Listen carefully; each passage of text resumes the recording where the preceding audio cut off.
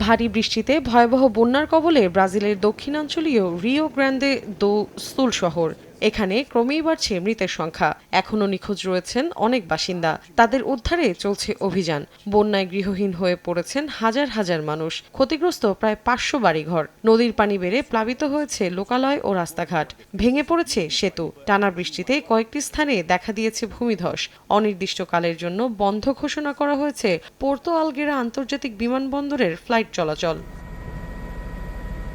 এদিকে কিছুতেই উন্নতি হচ্ছে না যুক্তরাষ্ট্রের টেক্সাস অঙ্গরাজ্যের ভয়াবহ বন্যা পরিস্থিতির। শনিবারের ভারী বৃষ্টিতে প্লাবিত হয় হিউস্টনের আশপাশের এলাকা, ডুবে যায় রাস্তাঘাট। এতে চরম বিপাকে পড়েন বাসিন্দারা। উপায় না পেয়ে ঘরবাড়ি ছাড়তে শুরু করেন সাধারণ মানুষ। এরই মধ্যে কয়েকশো বাসিন্দাকে উদ্ধার করেছেন স্থানীয় কর্তৃপক্ষ। এদিকে স্থানীয় সময় রোববারও বৃষ্টিপাত অব্যাহত থাকতে পারে বলে জানিয়েছে আবহাওয়া অধিদপ্তর। 1, 2, 3 ঢাকায় জমি জিতে নিন 100% ক্যাশব্যাক সহ 20 কোটি টাকার পুরস্কার।